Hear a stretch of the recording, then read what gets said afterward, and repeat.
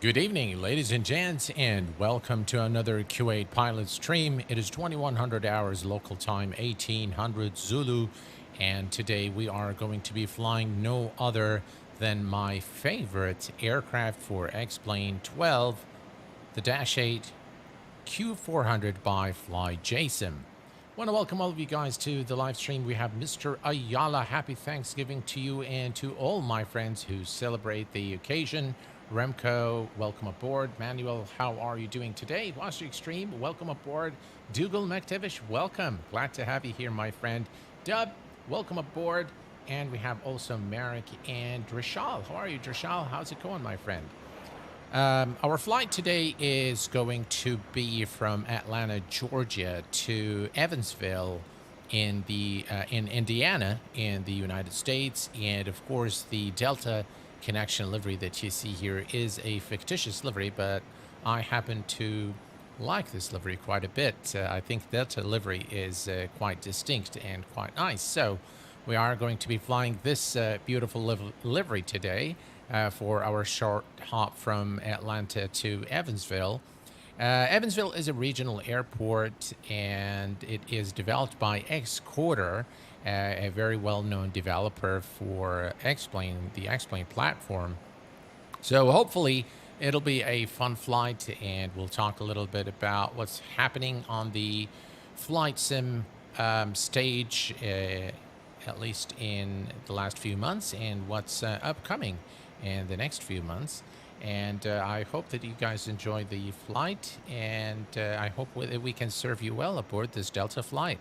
So our flight today is going to, if we look here at Navigraph charts, which of course the Q8 pilot channel is powered by Navigraph charts. You can see that we are Delta 3705, service from Atlanta, Georgia to Evansville, Indiana. And we are going to be departing Atlanta today, runway 26 left. Winds are calm at Atlanta, so it should be an uneventful departure. We are going to be arriving into Evansville Regional Airport in Indiana, runway 22. This is an ILS approach. Mild winds as we arrive into our destination. Cincinnati Airport is the alternate airport. We are going to be climbing to a final cruise altitude of 24,000 feet for the flight.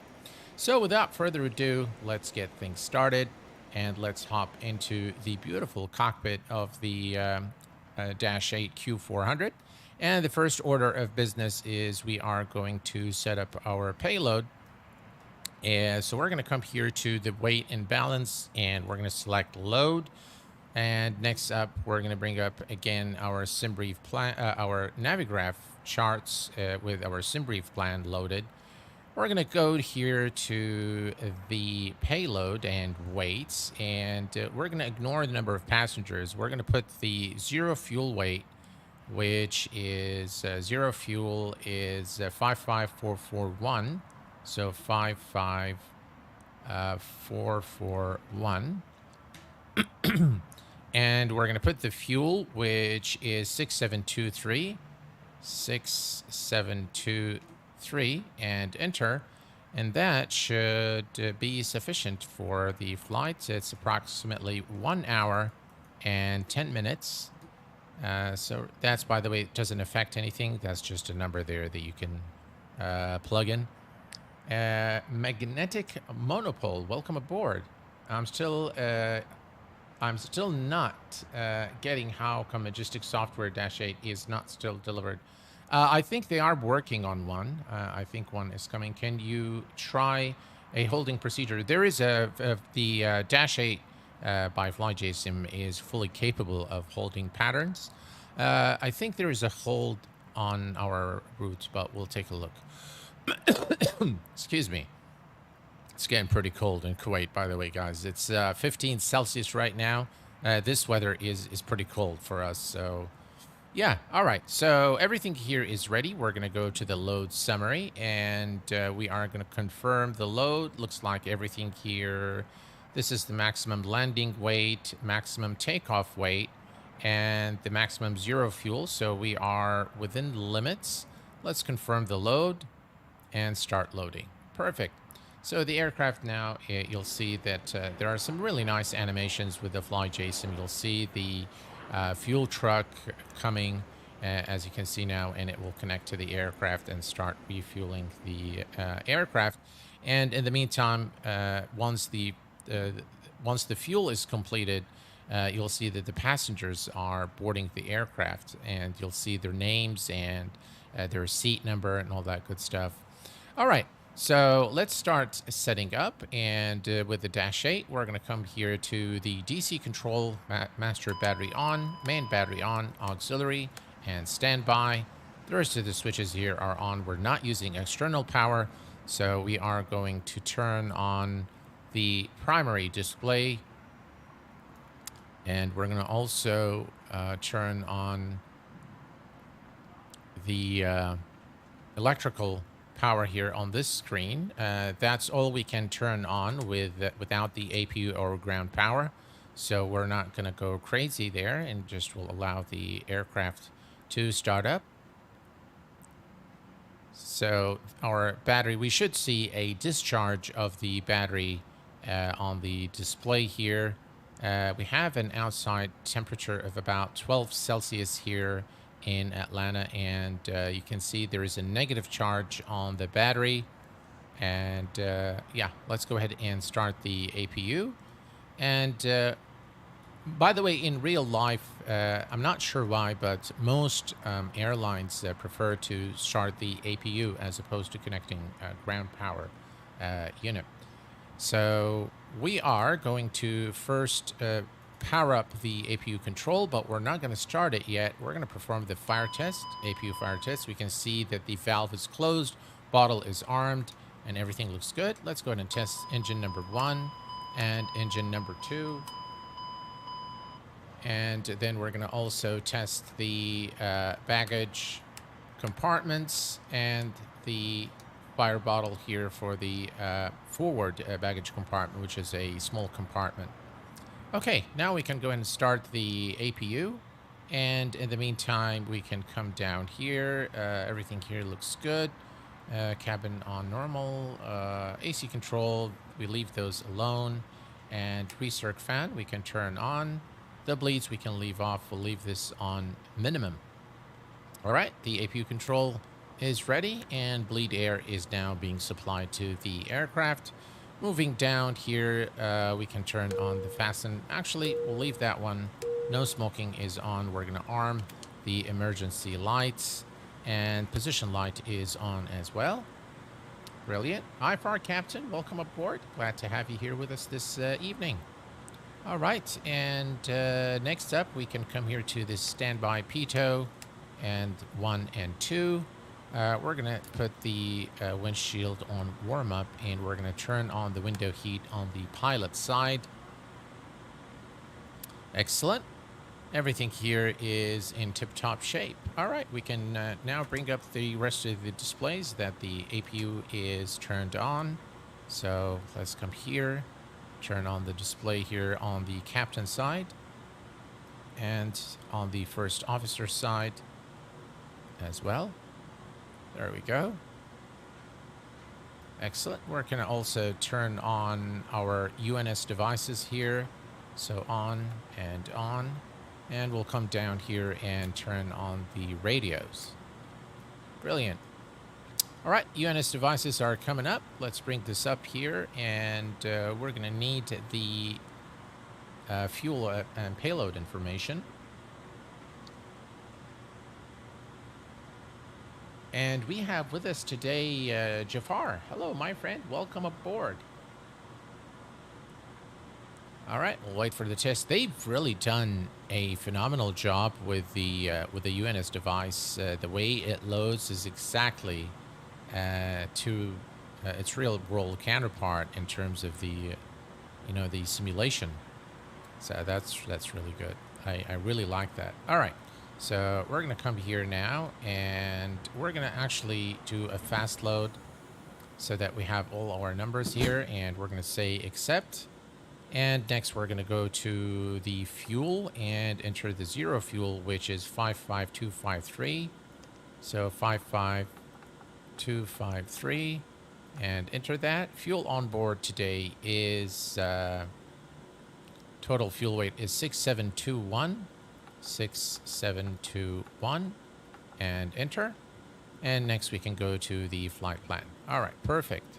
So from the Navigraph charts here, we have our sim brief plan. I'll bring this here and this one here so you guys can follow along. All right, so the flight plan today is quite simple. It's a departure runway 26 left, direct to noon, and then direct to Gillis, direct to Evansville, runway 22. And we are going to select, let's see, so noon. We can come here and put the next waypoint and enter that, accept, and then we are direct to Gillis. Gillis, is that right? That is right, yeah, enter and accept, and then finally it's direct to Evansville, Kilo, Echo, Vector, or Victor, and enter that. All right, so that's our flight plan now. There is no SID and there is no star. So we are going to come to the menu here and we're going to select the departure. The departure today out of 26 left, which is number 6. And there is no SID. So just go to flight plan. And yeah, it's going to, we don't really need to put it. So we have it there. All right, at Evansville, we can put the arrival, even if there is no star. So we're going to select runway 22, which is number 4. So 4, there is no star. The approach is the ILS, runway 22. And then there is August and PXV for the transition. I don't think we're going to need any of these transitions, but just to check, we're going to go to the approach and we're going to look at the ILS runway 22. So if we look down here, no, definitely it is not this approach here. So we're just going to say enter and flight plan. We can delete this one here. All right. And next, we're going to come here. This is Coyer, which is right here. So we can fly direct. That would be our final fix to the runway. And then PXV. There's a hold previous. No, that's the runway. So after course runway 22, that's the go around part. So if we have to, if it's a missed approach, then that's the, we have to climb to 1,000 feet and go and hold at PXV. Okay, perfect. So in terms of the flight plan, everything is ready to go. Let's put this away. And we need the altimeter. So, by the way, we haven't yet performed the test. So let's go ahead and perform the test there. So let me just come over here and right there. There we go. Takeoff test, warning test. And the IS test 1 and 2. Excellent. Stall warning test 2. And test 1. Terrain. Excellent. GPWS test. Pull up. And let's do the auto feather test as well. In progress, as you can see here. Brilliant. So all the tests are now complete. We're going to set our altitude to 24,000 feet. Let's come over here so you guys can see. Right there. 24,000.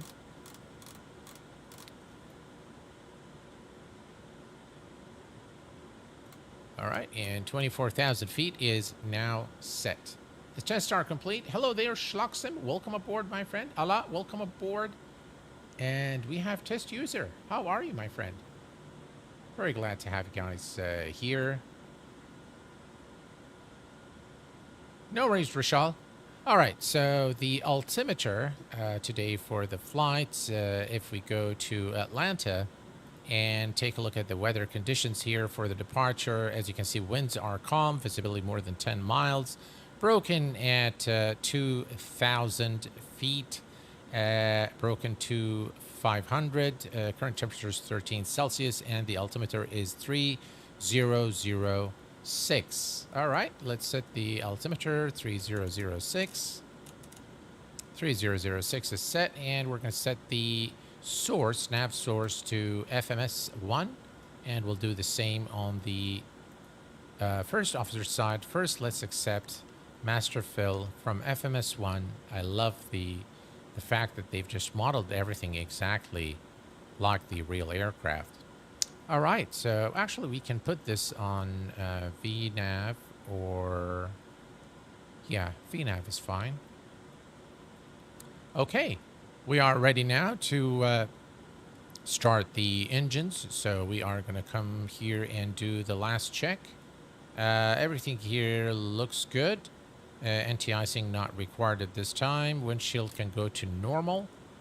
We're going to come here to the overhead panel, and the flight data recorder test, ground test, is complete. Everything here looks good in terms of the cabin pressure and the APU control. Everything looks looking good here, and everything's looking good here. We're going to turn on the fasten seatbelt sign, and we're going to call for the pushback truck. Plugins, better pushback, start. Ground to cockpit. Please show me where you want to go. All right, so I think we can just turn this way.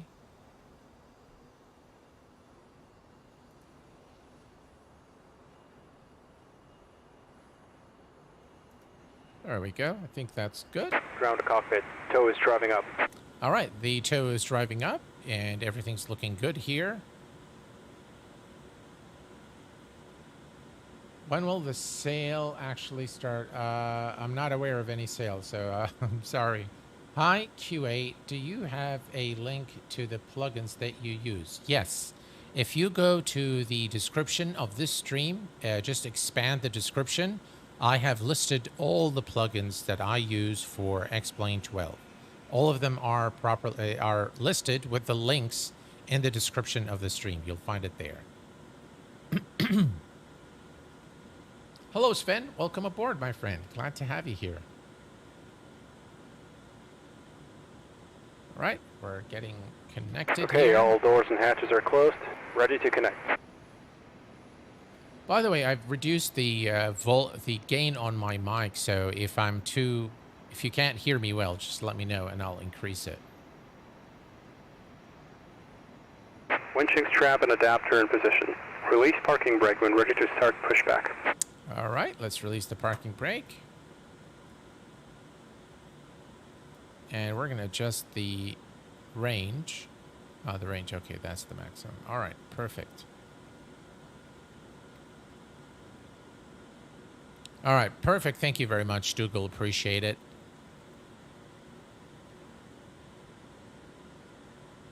Starting pushback, and you may start engines.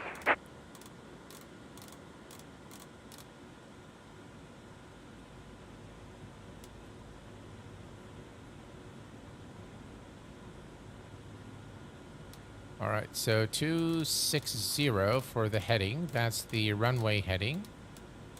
All right, and we can start the engines. We're going to start with the engine number 2 first. All right, so start. I beg your pardon, start. And we'll wait for about 24. I think that's good. We can go ahead and start and feather. Now, I have the mapping I have forces me to move both 1 and 2 together. In real life, though, it must be done one at a time. But that's all right. We can put this on taxi. And just look at this beautiful engine as it starts. Yeah. What a majestic looking aircraft, the Dash 8. And you can see the difference between when the engines are feathered and non-feathered. Very, very detailed. All right, let's go and start engine number 1. There we go. Engine number 1 starting.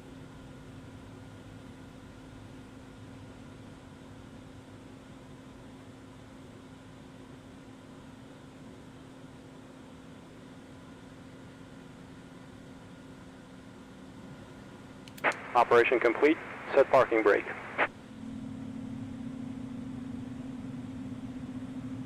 Disconnecting tow. Stand by. Look at those beautiful engines. All right, we have a good start on both engines. So we are going to push the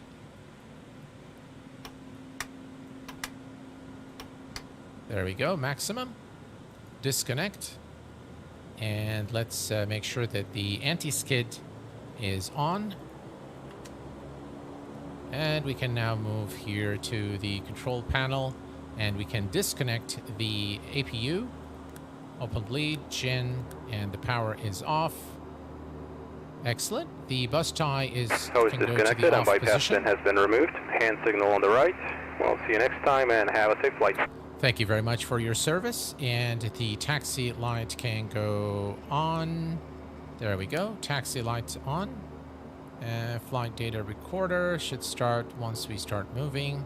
So everything is looking good. And we need to set flaps to flaps 5 for departure. We'll leave the gust lock in its current position so that we don't accidentally push the lever too much and cause unnecessary accidents here on the tarmac. All right, we're ready to go, guys. Parking brake is released, and off we go. I love the Dash 8. And one thing we need to do is we need to turn the wheel steering. There we go.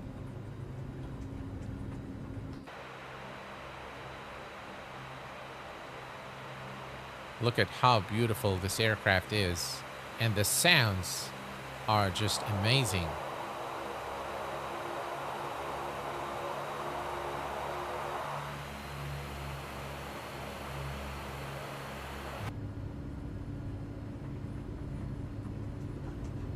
All right, we want runway 26 left, so we're gonna go left here on the taxiway, and then we're gonna cross runway 26 right for 26 left, and we'll be on our way.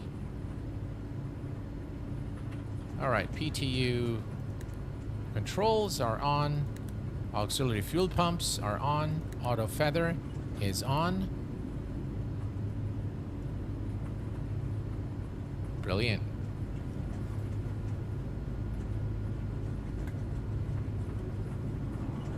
When you go to beta, the sounds are phenomenal on this aircraft. The sounds were done by Daniela. Daniela is the same person who's done the soundscape for X-Plane. She works with Laminar Research, and she works with various developers, including Aerobasque. And that's why the sounds in all the Aerobasque aircraft is simply outstanding. She's very, very talented.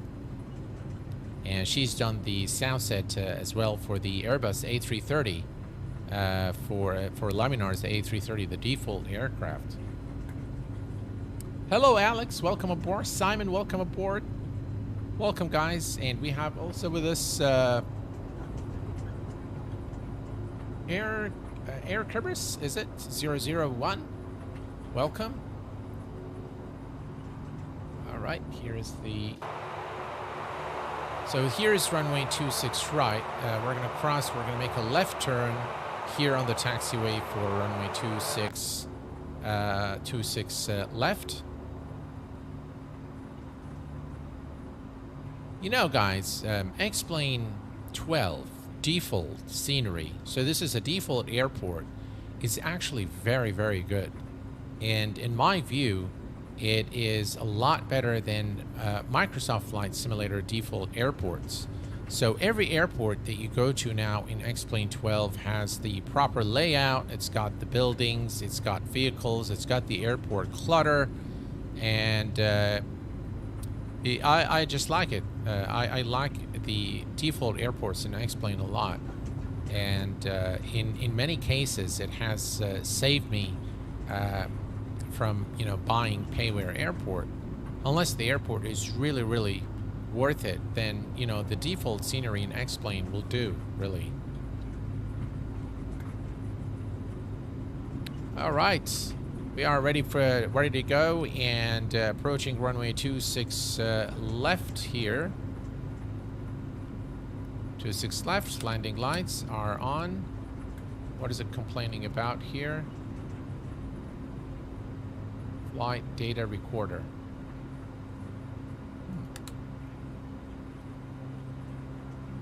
Not sure why it's got the flight data recorder issue here, but we're gonna go for, there we go. Okay, so once you put it on the white anti-collision, the flight data recorder goes away, and everything here is looking good, and we are cleared for takeoff. Runway 26 left. Let's make our turn.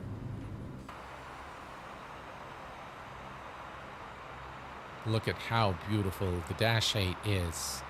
My absolute favorite aircraft for X-Plane 12 is the Dash 8 by FlyJSim. All right, let's line up properly here, and we are good to go. We're cleared for takeoff. Let's set takeoff thrust. Before we do that, let's remove the gust lock. There we go, and let's go.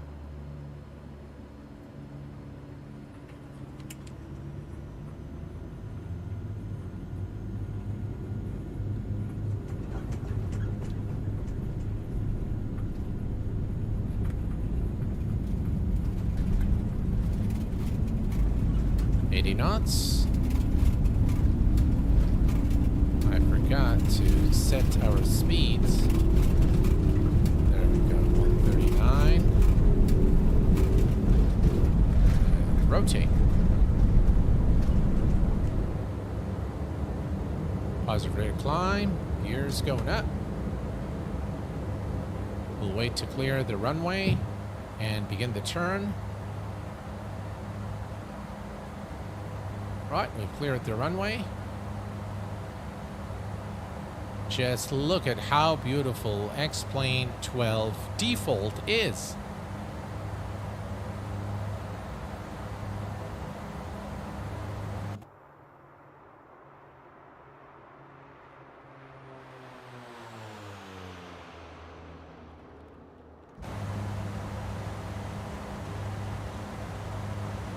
Right, looking good. A little bit of rain here, which is unexpected.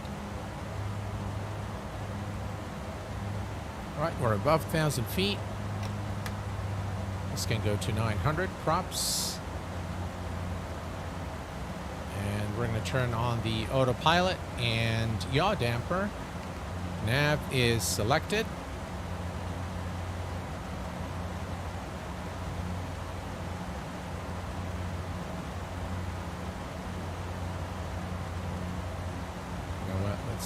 Just trim the aircraft first.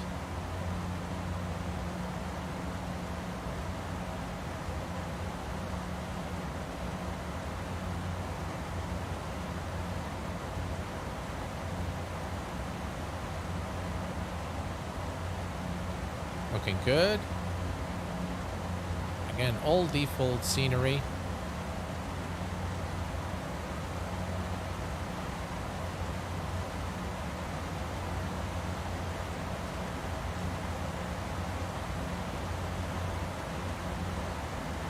Right, looking good.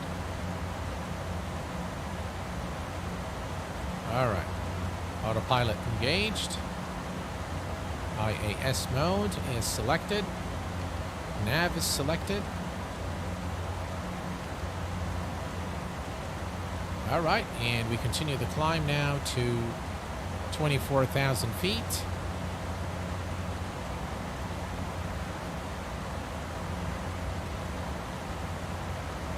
FlyJSim, welcome aboard, my friend. We have also Geonauta, welcome aboard. I'm after the hot start Challenger 650 Black Friday cause 120 seems too much. Yeah, it is an expensive aircraft, but I'll tell you guys, it is worth it.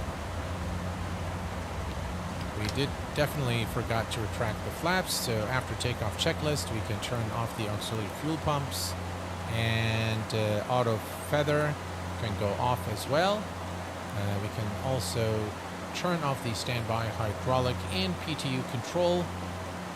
And now everything is looking good. We also need to set this to on out 7,000.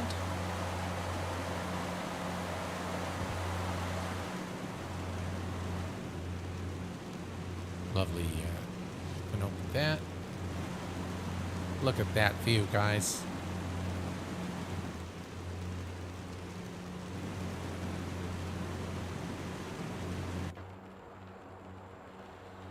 The Dash 8 Q400 in all its glory.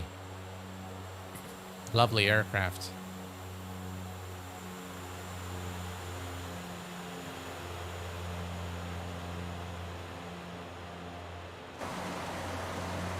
Right, we continue the climb.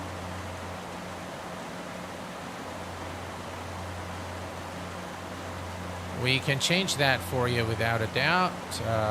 Let's see here. There you go. Squawking 2,000. Right, approaching 10,000 feet. Landing lights are off. Taxi is off. And we're going to go ahead and release the passengers. And we can also turn on our leads before we hit 10,000, or otherwise we'll kill all the passengers on board the flight.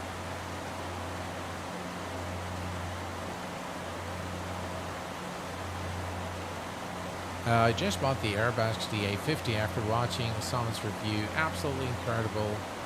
If he says the Dash 8 incredible is worth it, I'm in. I'll tell you, Chris, you will not be disappointed with the Dash 8. This is the Airliner of the Year by Explain.org. They've given this aircraft the Airliner of the Year when it was released.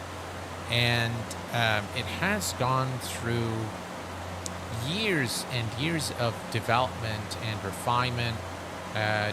Real-world Dash 8 pilots have assisted Jack, the lead developer, in developing this aircraft. So it is actually a very, very well done aircraft. Of course, there's always room for improvement. And by the way, all the circuit breakers on this aircraft are modeled and are functional. So if I go here, all of these circuit breakers actually work. So there's a lot that you can do with this aircraft, even for simulation of failures. If you go down here, you'll actually find the box just like it is in real life. You'll also find the this is for the alternate gear. So in case of a problem, you need to put in this stick here. So that little thing goes inside, and this is simulated fully in the sim. So in case of a problem, you can actually just pull this and put it here to lower the landing gear or retract it manually. Everything really is done in this aircraft to a very high degree of fidelity.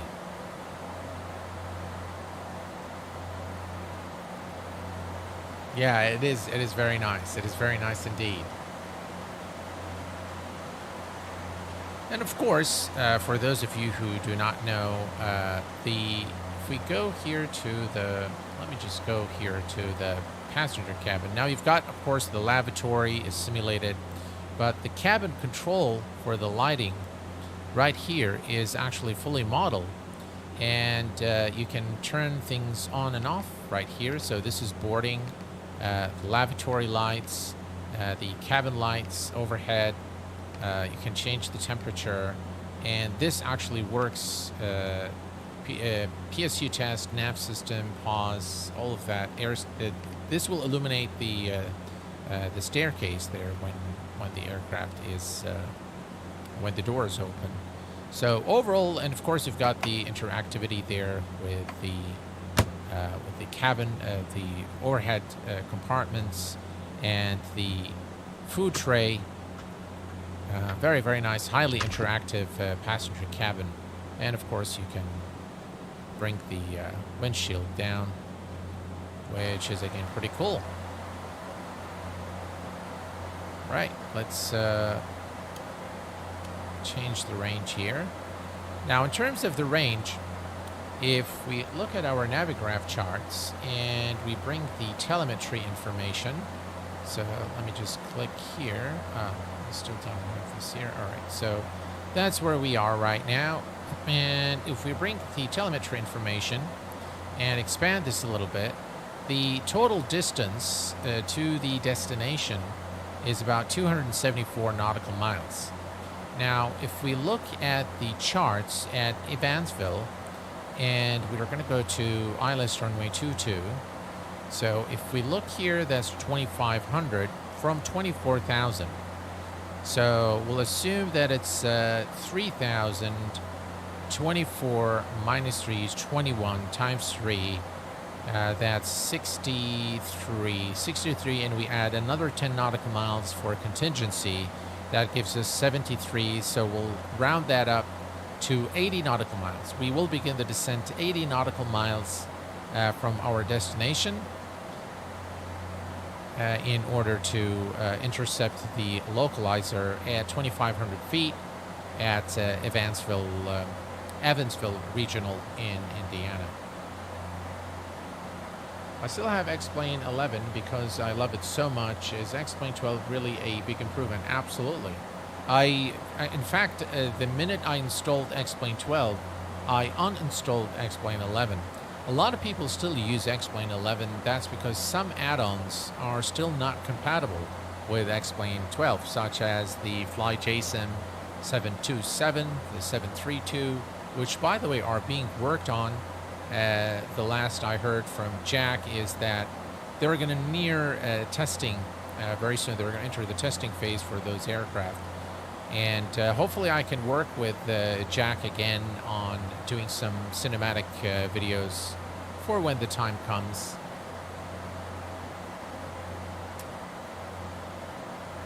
Yeah, I'm still on 11 because of the 2.7. Yeah, that's most likely what will keep you on 11. All right, 18,000 feet. Baro set to standard. Brilliant. And we continue the climb to 24,000 feet. If you guys are interested in the Avro Vulcan, I will be doing the first look preview of the Just Flight Avro Vulcan, which is a remarkable aircraft.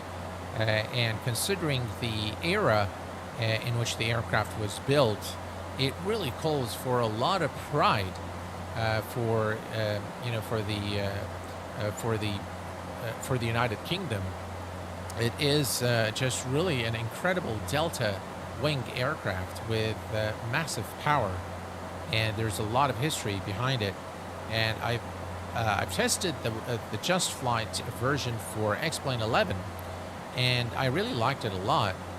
And of course, the visual fidelity of the model in Microsoft Flight Sim is way better than X-Plane, but you will definitely, if you like the Avro Vulcan, be sure to tune in on Saturday at exactly the same time. We're going to be doing a flight from Sheffield, and probably will take Zulu Hotel 558, which resides today in Doncaster, Sheffield, in the United Kingdom.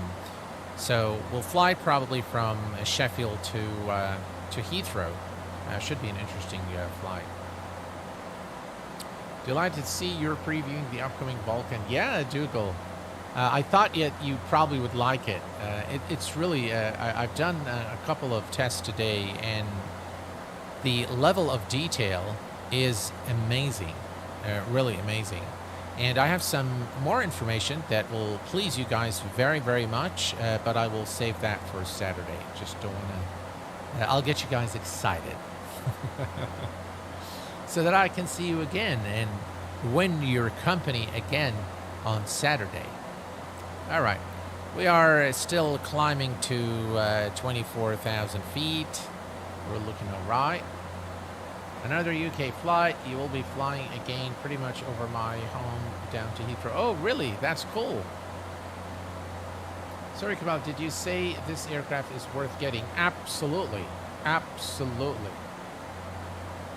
Looking to purchase the dash course on Airline to Sim. Airline to Sim website seems to have been down for the past, I don't know. It's been down for quite some time. And I'm not sure why. But yeah, it definitely has been down for a while. I'm going to reduce the speed here to help us climb a bit faster. Then we can increase the speed again. So let's go to about 200 knots there.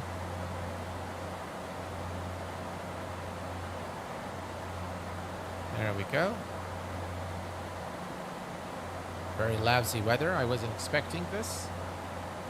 Just bought X-Plane 12. I would like to get some airlines for that. You can get for MSFS. Dash 8 would be the top of the list. Any other recommendations? Well, it depends on your budget, but if the budget is not an issue for you, I highly recommend that you get the Challenger 650 by Hot Start. It's quite expensive, but you'll definitely enjoy it. It's a study level aircraft without a doubt. So that's another recommendation. Of course, there's the series of aircraft from Aerobasque. You've got the excellent King Air from Airfoil Labs, and we will be doing a flight aboard the Cessna analog version of the Airfoil Labs Cessna 172 very soon here on the channel. Looks like we are experiencing a little bit of turbulence here. So let's take a look at our flight plan real quick. Right, we're still looking all right. And let's see here. I'm just going to give it a little power here. Help the aircraft climb to its cruise altitude.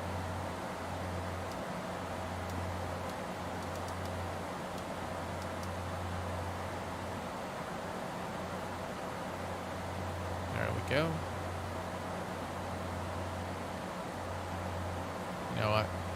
I'm going to go to vertical speed.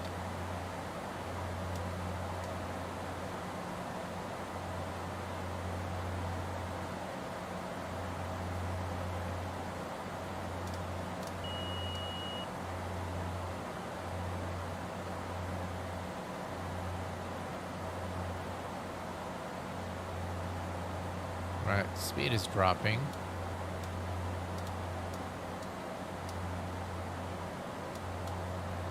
There we go. Should be better. 500 feet to level off.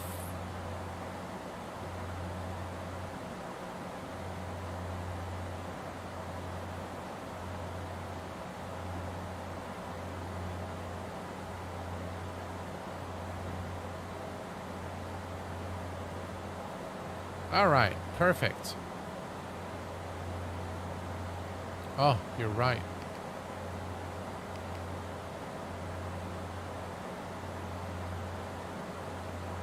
All right, so we are now at cruise altitude.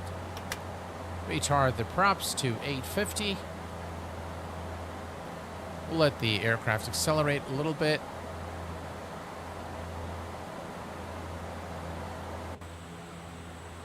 Ladies and gents, the FlyJSim Q400. What a beautiful looking aircraft.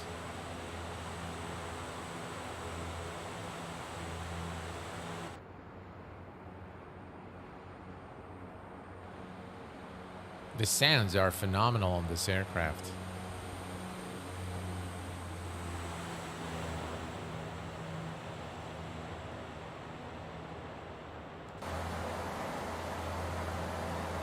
All right, looking good.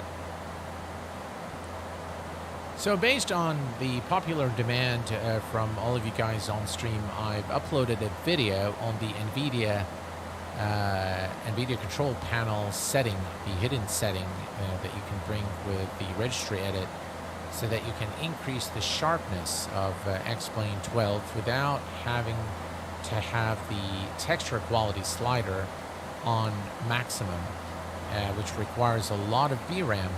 So it is very useful for those of you who are with less capable cards. I hope that you've enjoyed that video and that it was helpful for you guys.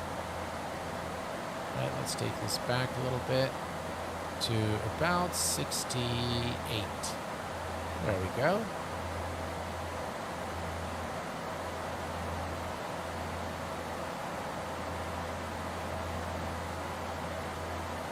All right, speed is good. We'll continue on the current speed until top of descent. Hey there, John. Welcome aboard, my friend. Glad to have you here. Oil temperature is too high. You are absolutely right.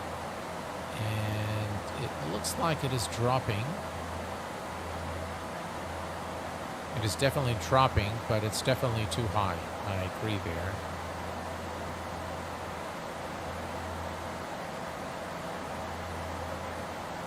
Yeah, I think the torque and the power setting wasn't right.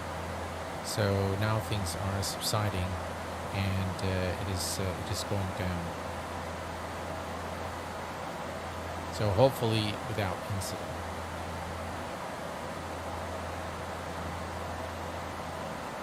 That happened to me on approach, got yelled at. All right, we're back to the normal range now. Excellent.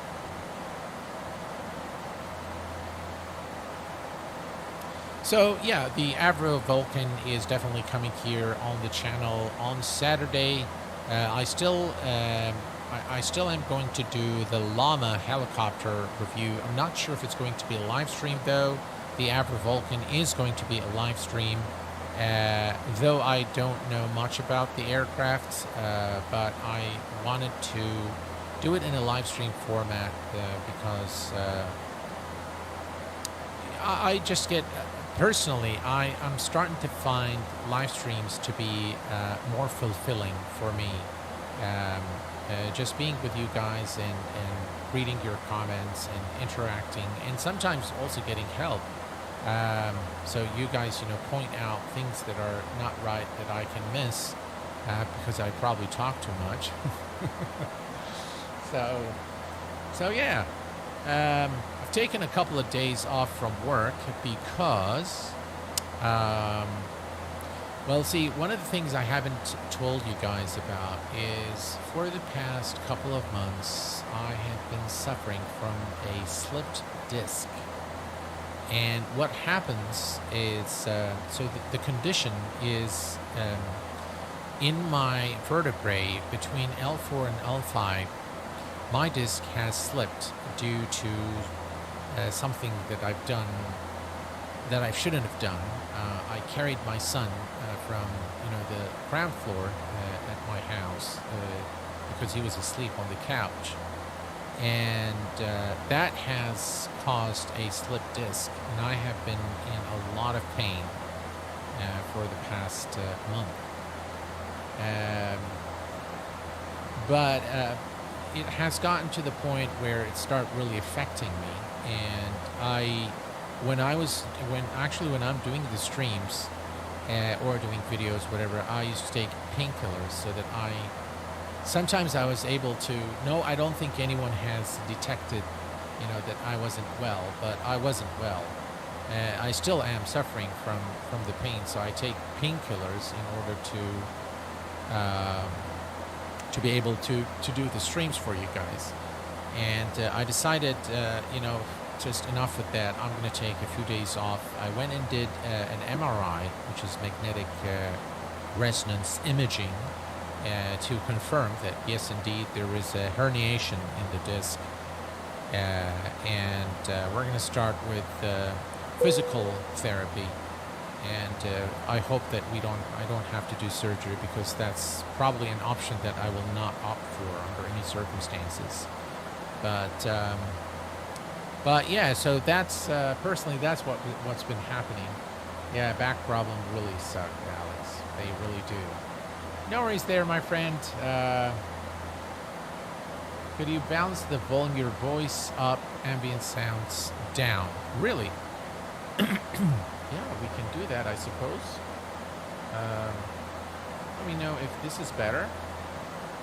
So I've turned down the ambient sounds. We can also come here and maybe I can bring the master volume down a little bit, and maybe that's better. Maybe you can hear me better now. Helps with any problems. Yeah, I do that for sure.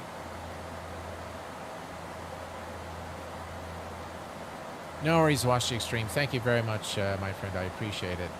I had one L4S1 for 26 years before having surgery in 2019. Oh, jeez. You're a brave man. Hey, Rand Cooley, how are you, my friend? All right, so we're going to remove that now. I hope the sounds is fine. All right, perfect. Thank you very much, Rand. Appreciate it. All right, we need to take a quick look here at our flight plan. Destination distance is 197 nautical miles. We're still good. And all the, everything here is in the green. Everything's looking good. Speed is good.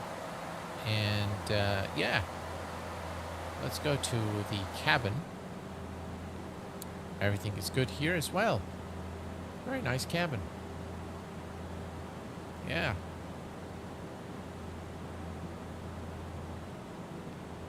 Let's go to the back. And I think there is something in one of those cabins. I'm not sure which one it is. What was it? Like a Thanksgiving thing, or I can't recall. Let's see. Anything here? No. Listen to those sounds. Nothing there either. Was it this aircraft, or was it another? I can't recall. Sounds are really nice.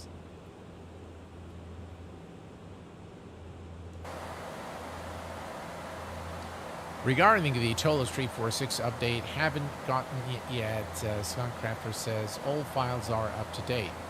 Huh.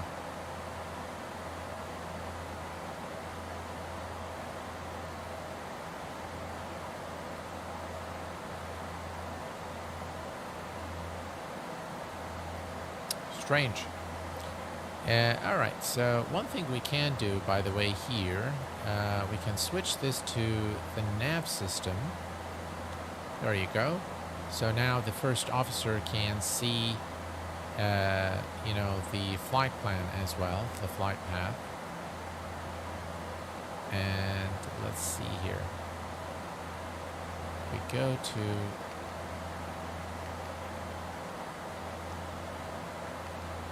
expand,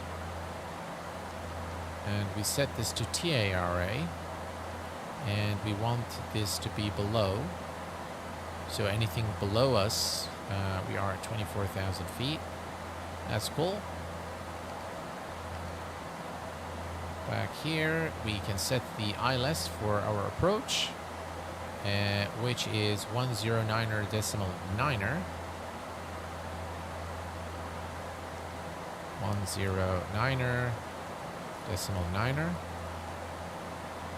Set it to the active. It will automatically detect that this is an ILS frequency, and it will set it on both radios. Excellent.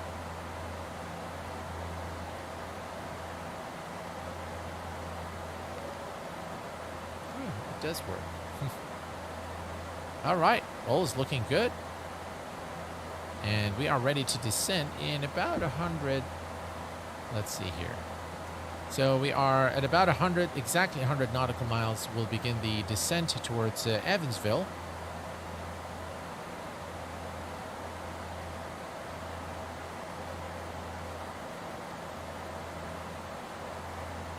Please keep the heading bug synchronized while flying. This is a good practice.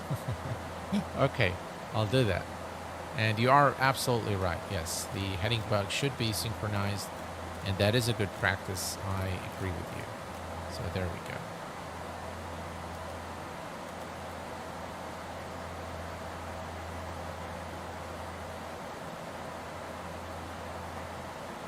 Okay. Terrain is on.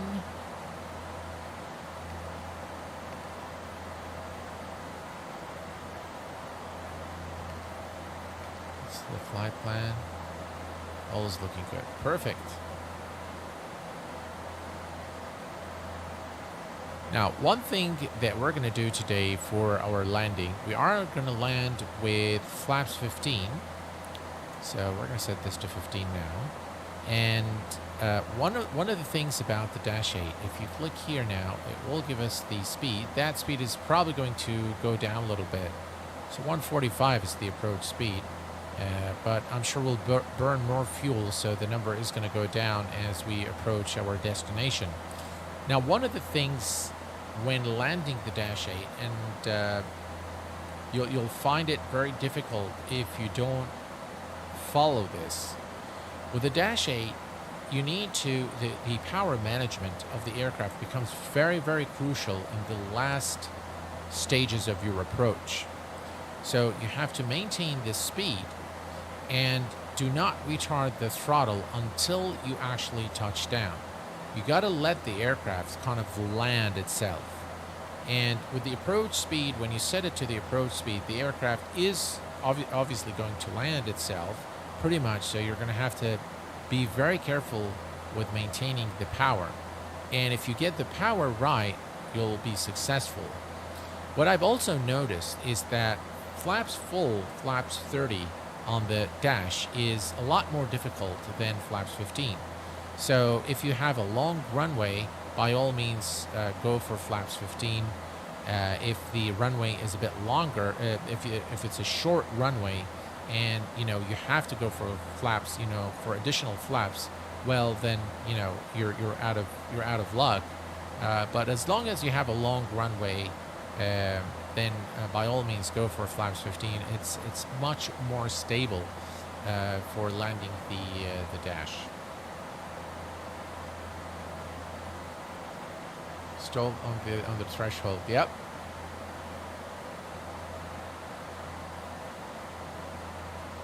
Always wait for steep. Yeah, that is true. That is correct. Yes. Wonderful, wonderful aircraft to fly and to learn, by the way, and it comes with very good documentation as well. I think you can also open, like, you've got your clipboard here. This is not modeled, not simulated. The lamp lights are simulated. So now here, by the way, in the electronic flight bags, you can actually look at the boarding passes. Duncan, and you've got Traven, Kenrick. Yeah. Got different ages, and this is completely random, so that's pretty cool. Very, very cool aircraft.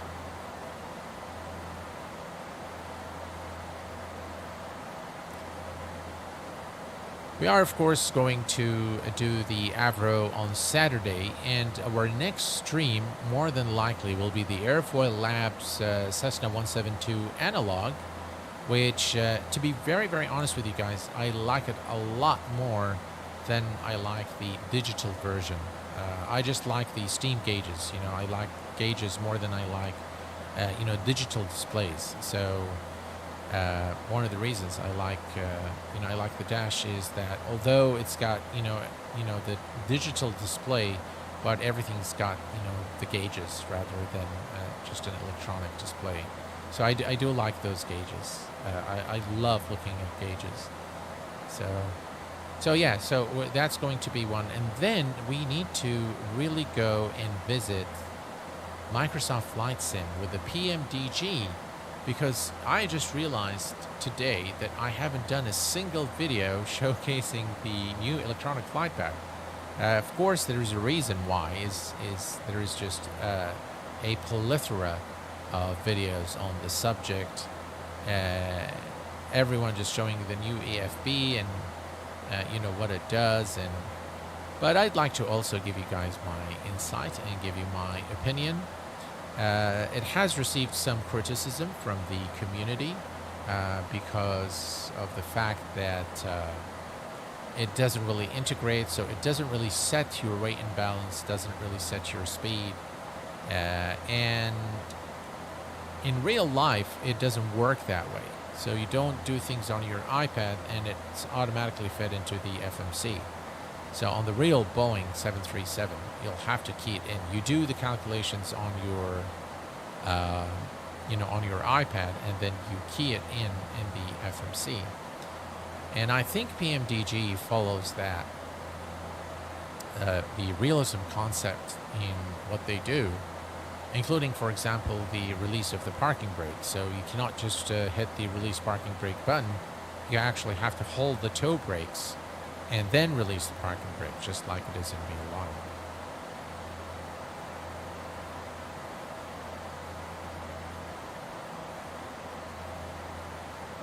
On flap 35, you just have to flare more, but don't cut the power. Reduce it by around 5 to 10 torque. I think that's pretty correct. What you're saying there, flying Canuck, I believe.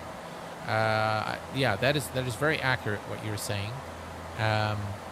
But if you're on a long runway, I recommend that you go flaps 15. If it's a shorter runway or you're coming in on a steep approach, then by all means, you're out of luck. So you gotta use the full flaps.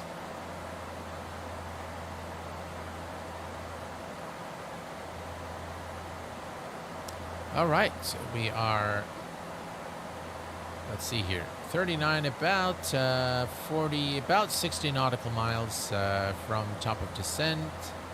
And here's a look at the outside. The majestic Dash 8 Q400. And this is X-Plane 1208 Beta 3. Look at the detail there. Look at the windshields there. Very, very nice. We haven't encountered any icing conditions as of yet in this flight, but just for those of you who are, who are learning the aircraft, the most basic operation of the anti-icing system on the Dash 8 is to go props on, engine intakes on, and then you turn the airframe mode select to slow, and you leave everything exactly as it is. Now you'll see that the props, the green light is illuminated, and it's waiting for the doors. So now the doors underneath the engines are open, and now you're getting the ice protection is now functional for both the props and for the wings. You can switch this to fast. It will cycle faster through the various items here, the tail and the wing, but that is the most basic operation of the anti-icing system aboard the Dash 8. So we don't need it right now, so we're going to turn it back off.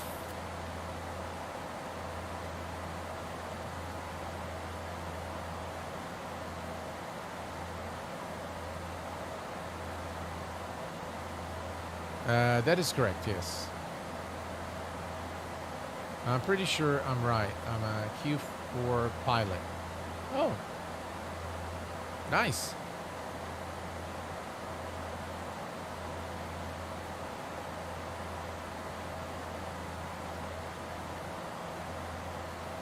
For ice, for de-ice,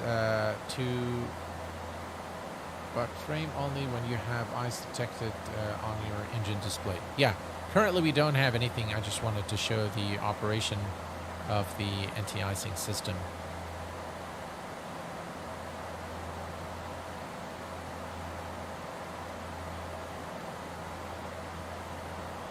I'm not sure why we get this. Anyway, all right. Let's take a look down here. And it looks like everything here is looking good. Let's go to the next page. All is good here. Okay. Perfect.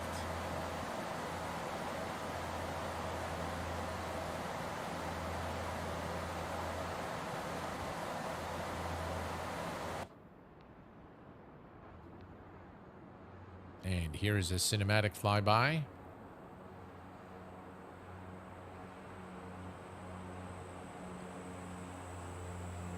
I wonder if you guys have participated in the Navigraph survey. And if you haven't, I really recommend that you do, because the results of the survey are very beneficial for the FlyJSim community. Do you fly into Africa? I have done very little flights in Africa. I'm not sure why.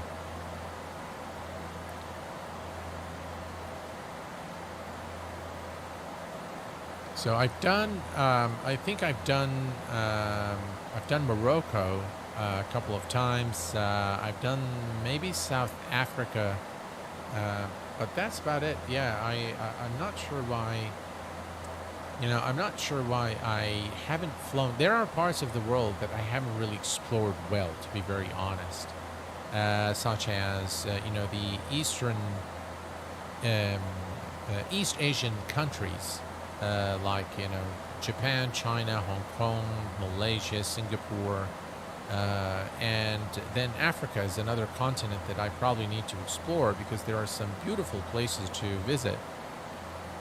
So there is definitely, I don't know why my focus has always been, maybe because I follow places that I'm, you know, familiar with to an extent. And so when you fly in the US, the UK, those are probably two countries that I'm very familiar with in real life, and so it adds a little bit to the enjoyment of flying. There's of course always the enjoyment of exploring and, you know, finding new places, but you know, when you fly to, it gives you the feeling of as if you're, you know, flying from your hometown. You know that feeling when you open the sim, the first thing you do when you purchase a new flight simulator, you go and find, you know, your home airport. It kind of feels that way a little bit. Hope you better happy landings. I hope so too. Excellent.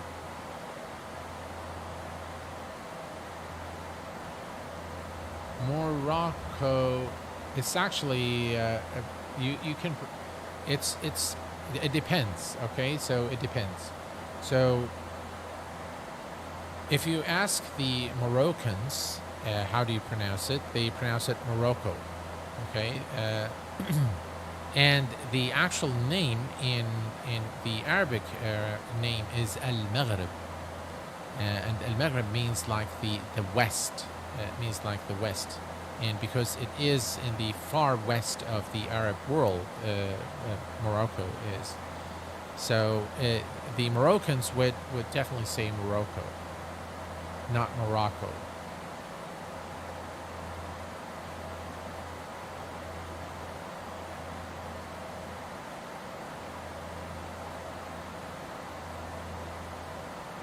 I'm going to Morocco a month from today. Can't wait. Went to Tunisia last year. Oh, Grish, you're a very lucky man. Excuse me. You're a very lucky man. Well, when you're there, I'm not sure where you're going to go, but you got to visit places like Casablanca. I'm not sure where you're landing, but Rabat is the capital. Then you've got Casablanca, which is sort of like the cosmopolitan Morocco.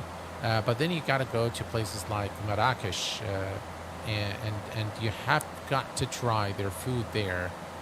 The food is the highlight. Very, very beautiful country and very succulent food. All right, if we look down here, we are 98, 97 about. We'll begin the descent at about 20 nautical miles or so, and we'll descend at about 1,000 feet. And Marcus, oh, great, definitely very lucky. We are going to Agadir. Oh, yeah, Agadir is very nice. Very, very nice, and definitely plan to go to Casablanca. Yeah, Casablanca is more like the Los Angeles of Morocco, you know, very cosmopolitan, high-rise buildings, and they've got one of the landmarks. You got to visit the mosque there, which is huge. It's a huge mosque. It's one of the landmarks in Morocco. So I think you'll have a lot of fun, especially if you're going with the family. You're going to have a lot of fun for sure. We'll love to see you fly to Nigerian airport, Abuja or Lagos, preferably. Sure, I can definitely do. I can definitely do that.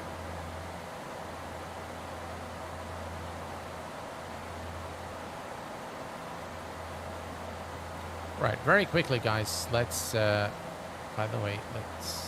Okay, let me just verify the weather over at Evansville. If we look here, the visibility is clear. Temperature, we've got 9-knot wind, so it's going to be a little bit of a windy approach.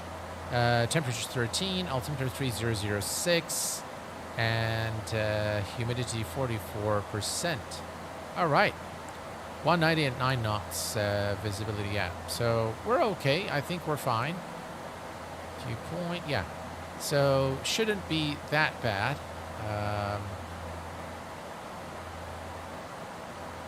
We look here. 91 nautical miles. Yeah, we are going to begin the descent shortly, without a doubt.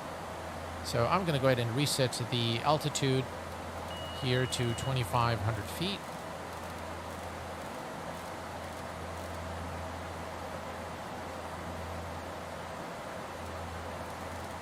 All right, that's 2,500 set. Excellent. And we are ready to begin the descent shortly. I was in Lagos many years ago. Oh! Dougal, it looks like you've been around the world, my friend.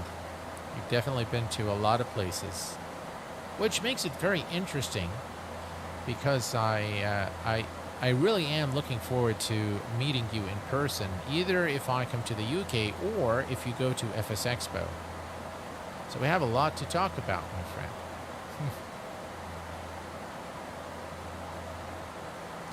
So there is a X-Plane developer conference happening in Canada, and I was invited by the guys by X-Plane, by Laminar and Tolis. So they are kind of collaborating together to do this conference. And I was so much looking forward to going there. Unfortunately, I could not take leave from work because I've already booked the time in June for FS Expo. So it was very difficult to get the guys to approve my leave for February. It's happening in February. So they said, no, you know, you've got core go live and this, and, you know, you've got to stay. And so, yeah. So I will not be able to, unfortunately, go to the X-Plane developer conference in February. So I'm going to have to miss that one. But I'll definitely be at the expo. We'll meet Monday for sure. Absolutely. How are you using the World Traffic 3 World HC for flying? I tried it, and I think it's not working that good. I don't use it. I use Traffic Global by Just Flight, and it's amazing. I love it. So if you go here now and go to Traffic Global, and you go to the radar, you know, you've got here, these are all the aircraft that are currently in the vicinity, and you can actually click on them and go to them. I can show you this probably. Let's see if there is something airborne. There's a United aircraft here. So you see that? So you can actually go to the aircraft. There's the United aircraft. I love Traffic Global. I think it's the best AI traffic program for X-Plane. And I'm just done with, you know, creating routes with world traffic and all that. It's just too much work.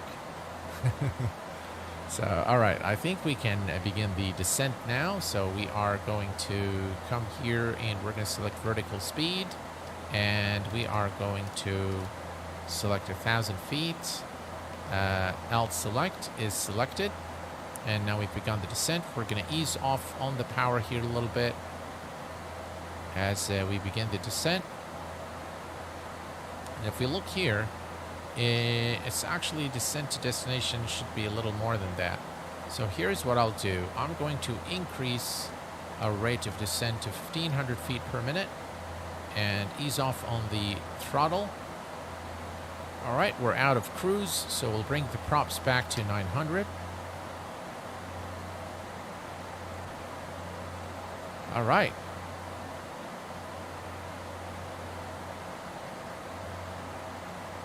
Does Traffic Global broadcast to ForeFlight? I don't think so. I don't think so. Hello there, Steve Fenn. Welcome aboard. Yeah, I don't think that it broadcasts to ForeFlight. It works, by the way, if let me backtrack a little bit and think about what you just said. If I don't use ForeFlight, but if ForeFlight can see X-Plane default traffic, so if you add AI traffic from X-Plane and ForeFlight can see that, then it can see Traffic Global as well. Because it actually creates them in exactly the same way that X-Plane injects its own aircraft. Only it's done manually with X-Plane, and Traffic Global just uses older schedules and just populates the skies with AI traffic. Thank you very much, Dougal. Appreciate it. All right, 21,000. Before long, we're going to hit the transition altitude, so good time to grab the altimeter. I think it's 3006. Yep, 3006. Excellent. And if we click now here, yeah, it's still 145. Looks like we're arriving heavy today into Evansville. I haven't been to Indiana in the States, and there are a lot of states that I would like to visit. Montana is one of them.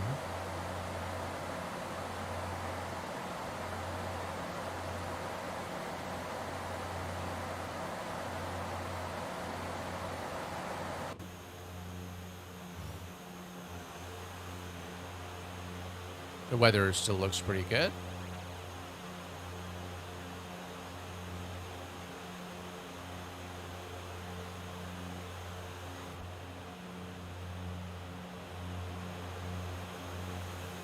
Just look at how beautiful this aircraft is.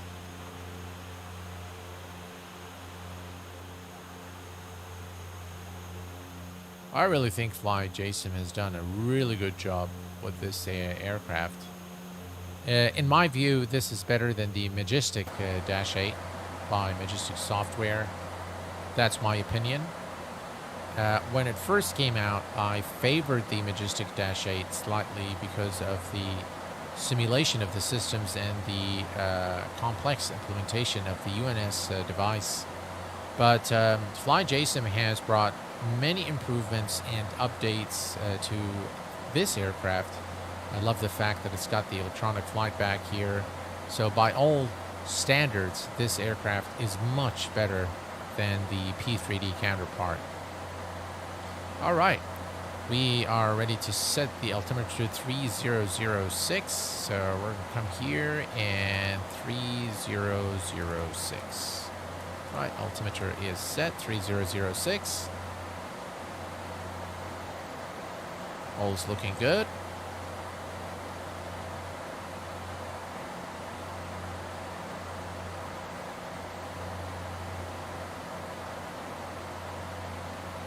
And if we look at our charts here, that's us right there.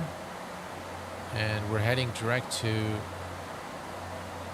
Coyer.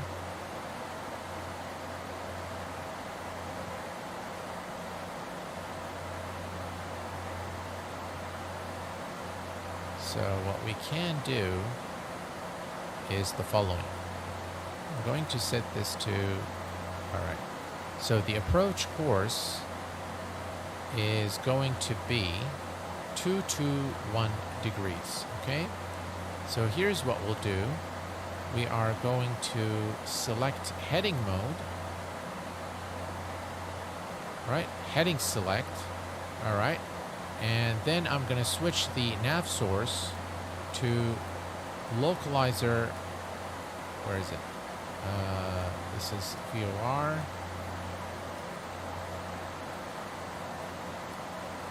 All right, that's ILS 1. And we're going to set the course to 221.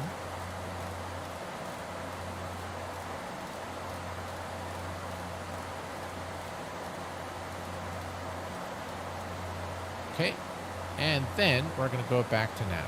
So we'll put the source now back to FMS, and we'll go back to nav. Now, the reason I do this is that so that I don't have to fiddle around with the course selector once I am at the approach. And I highly recommend that you do this, again, as you begin your descent, because it reduces your workload once you are at your destination.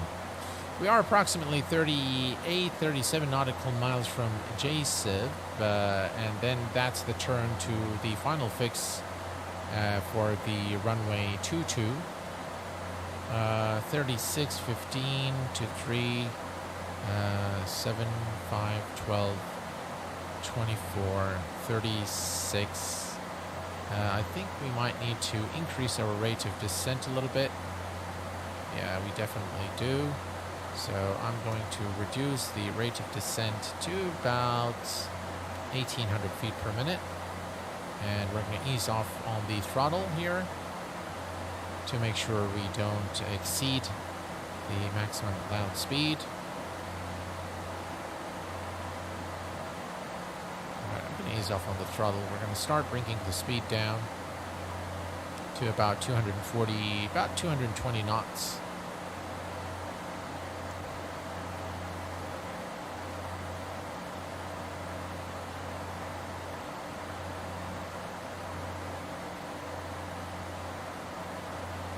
Looking good. You can see the runway and the missed approach holding point right there.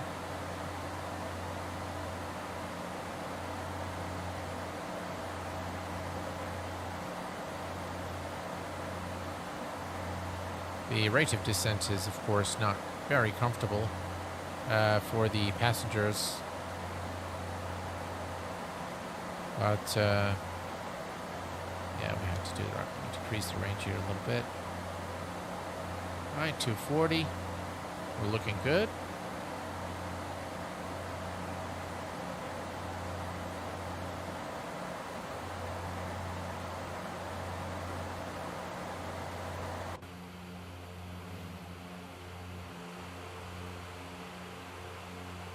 I love this Delta livery.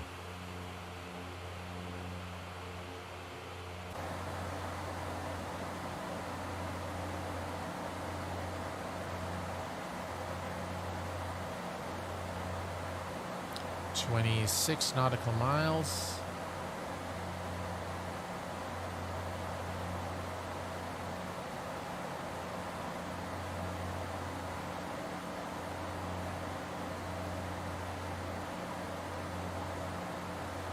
Delta should be flying this aircraft. I believe so. All right, 10,000 feet. Landing lights are on. And we're going to also turn on the fasten seatbelt signs. All right, everything here looks good.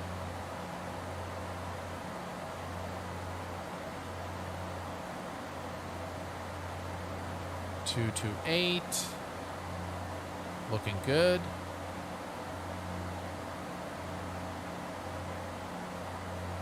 Nine thousand feet for 2,500. We're looking good. We can decrease the rate of descent now to about 1,400 feet per minute.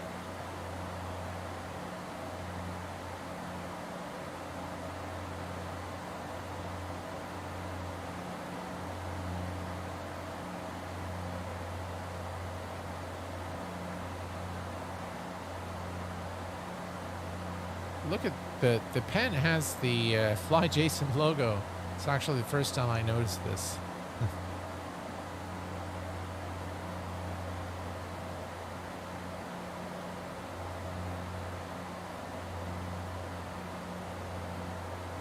Very nice aircraft. All right, we're looking good.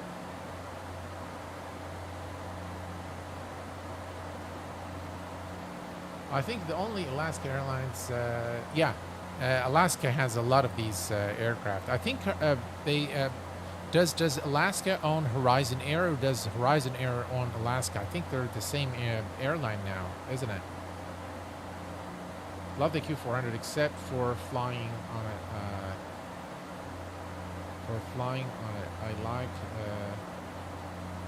like I have to next week. Oh, I'd love to fly on the Dash 8. All right, we're almost there now, folks. And let's hope for butter. I'm gonna try my best to give you guys a good show.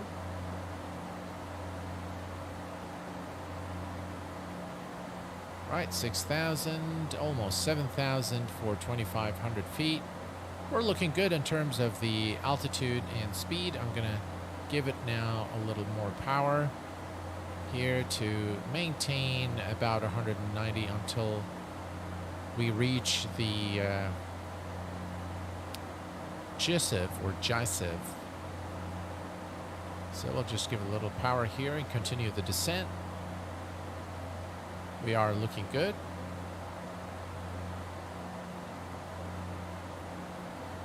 And the speed looks like the pro speed is 145 knots. We're coming in heavy today.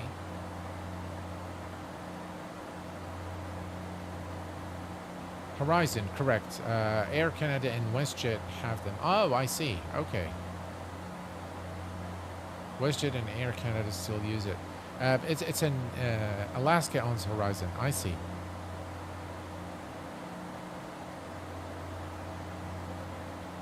Thank you, Ram. Yeah, it's a beautiful aircraft, and it would be a shame to see this aircraft go out of service. I don't know if they still make them, but it's an incredible aircraft. All right, we're looking good, and our turn is coming up. Let's decrease the range here. So we zoom in. And we can now go to maybe, let's see, 1,000 feet per minute is fine. And the aircraft is going to decelerate, so I'm going to make small adjustments to the power to maintain the current speed. I think there is a restriction there, 4474, but that's all right. Since we're not flying on an online network today, we can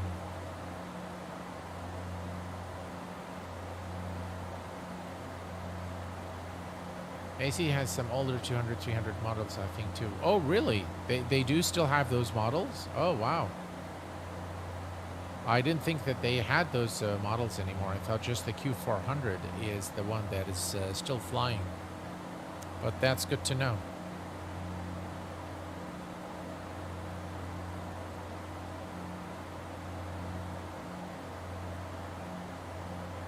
Frontier and United had them 10, 15 years ago. Oh. Yeah, it would be a shame to just, have this aircraft go out of service and not see it. 1,000 feet to go, and the airport is to our left now. Again, the airport scenery is available to you through chat command !scenery if you're interested in the airports that we're flying from and to. And the 2,500. Again, as a reminder, Xcoder, the same makers of Denver International Airport for X-Plane, are the makers of Evansville, the regional that we're flying to today. All right, here we are at 2,500 feet, and the aircraft now is going to level off, and we are looking good. I'm just going to give it a little power here to maintain about 170. That's fine. 170 knots as we make our turn towards the airport. Right, looking good.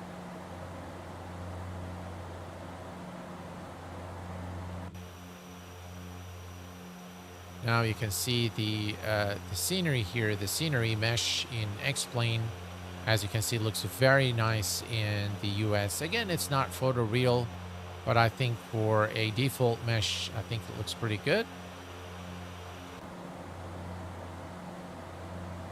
Okay, and here's our turn.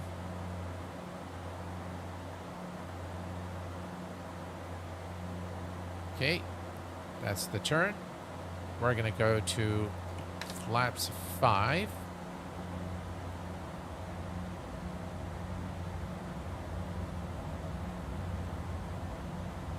Maintain the speed at about 160 knots, 166 knots. We're looking good.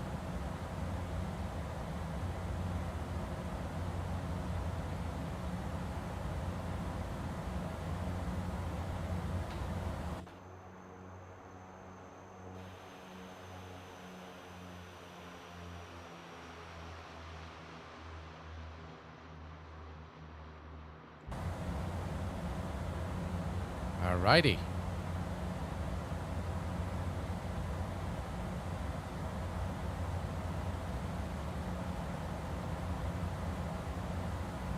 Alright, let's speed is a bit off there. So let's start reducing the speed. We can see our vertical profile. And we're still looking good.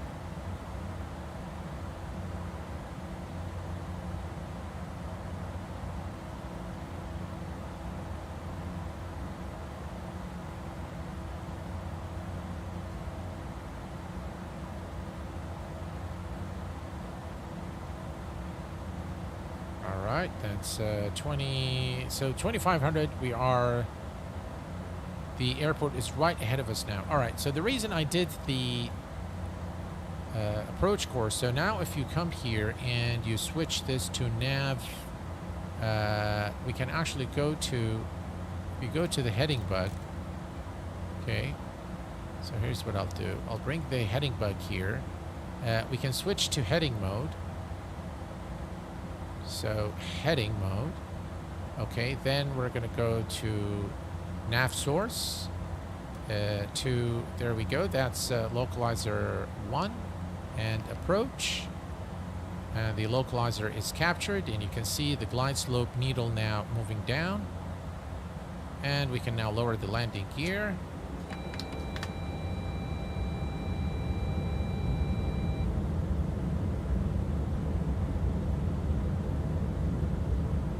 Some power.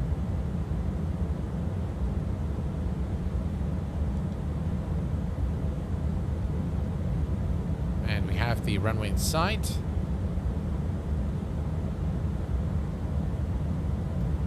And we are flaps 15 and clear to land. All right, auxiliary fuel pumps go on. Standby hydraulic is on. And the props maximum.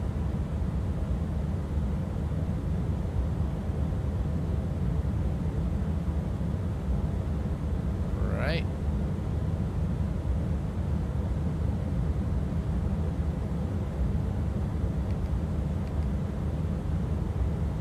Right, it's not taking the GS, so I'm going to go ahead and kill the autopilot and my aircraft.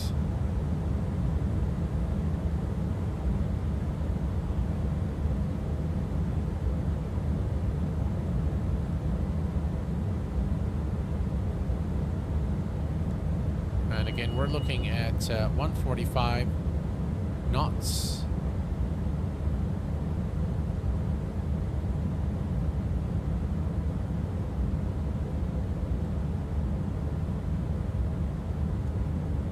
Trim the aircraft a little bit.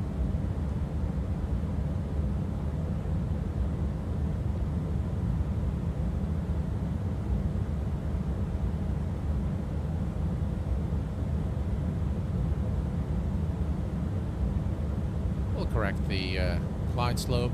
Not a problem. A little bit of wind.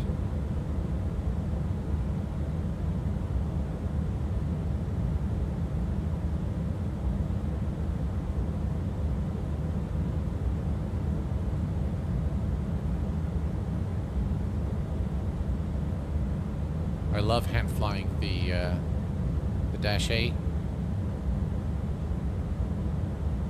500. 500 feet. Watch our speed.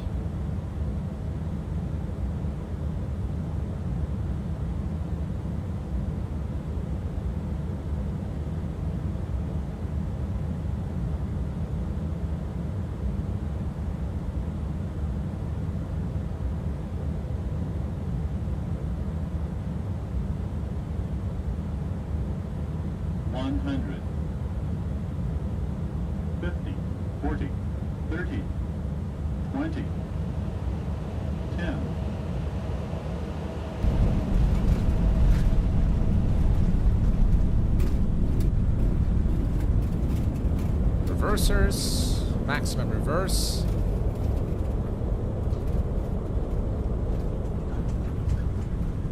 And back to taxi. And welcome to Evansville Regional Airport, ladies and gents. Take the next taxiway. Thank you, Drishal. Thank you, guys. Glad you guys enjoyed it. We'll take a look at the replay here in just a second. Let's do that. We should have, by the way, turned off the bleed air. So this should have been off for landing. But that's okay. All right, let's... I think it's been behaving lately. So let me just do this slow first. It allows the scenery to load, obviously.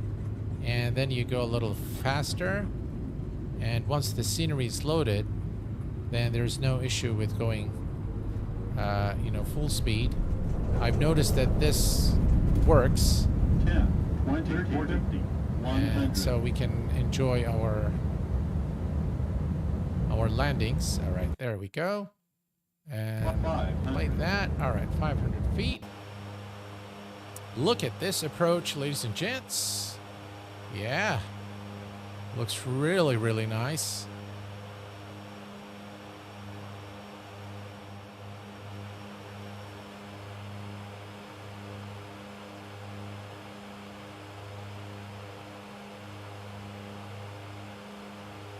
The beta sounds. I love the beta sounds on this aircraft. Very, very nice.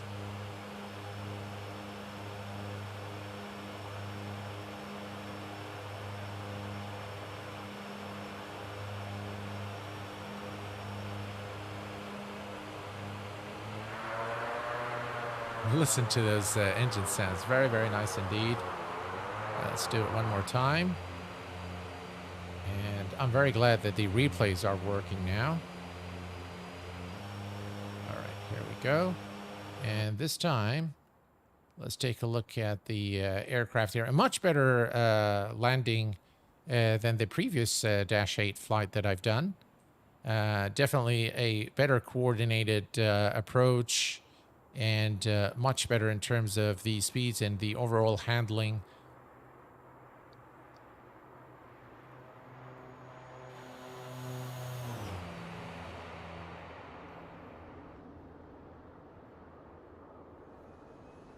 That's some crosswind there. Absolutely lovely. All right. All right, we can continue now and head over to the terminal.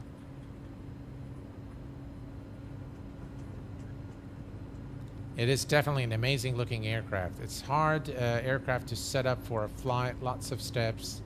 It is definitely very nice, but once you get to it, once you learn the Dash 8, it is a very enjoyable aircraft to fly. Your damper, you don't need that. Okay, perfect.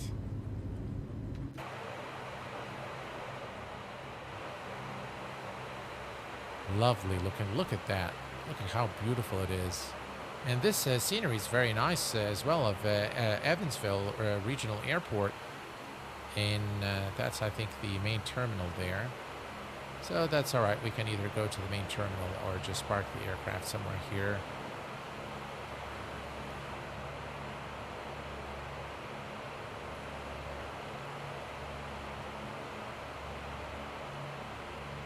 All right. Let's turn landing lights off. Taxi on. Anti-collision to red.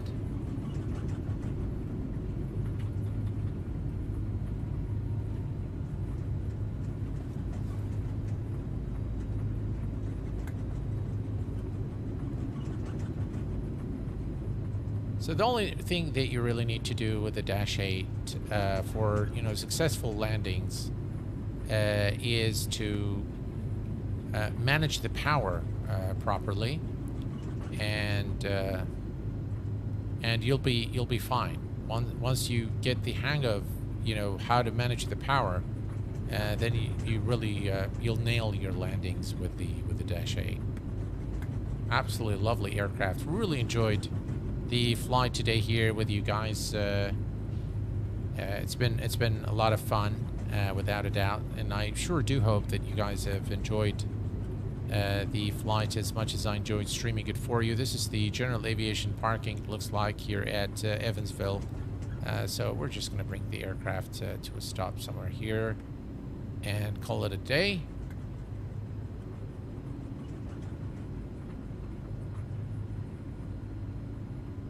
Aviation Performance Center.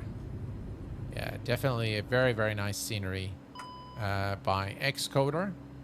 The parking brake is set. We're going to bring the gust log back. And we are going to come here. We can start the APU, by the way. And we'll hit start here.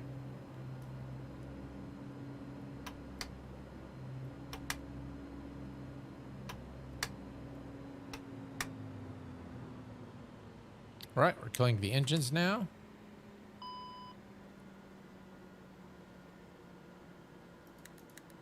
All right, bleed air is on. And that's it, really. Recirc fan can go off. This goes back to minimum.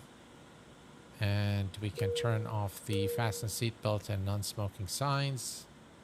And we can leave the aircraft in this state for the next flight.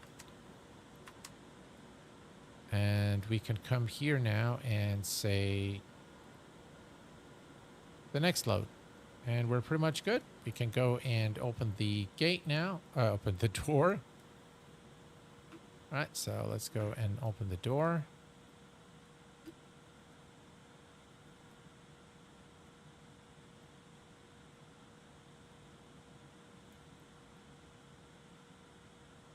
Where is the... I forget how to open the door on this thing. All right, well, we can always come here and we go to start unloading and it will automatically open the door. And there you have it. We're going to turn off the beacon lights. And there we go. Look at this. Look at the beauty of the Dash 8. Just really an amazing looking aircraft. Well, folks, this is pretty much it. And I hope that you've enjoyed this stream as much as I enjoyed streaming it for you.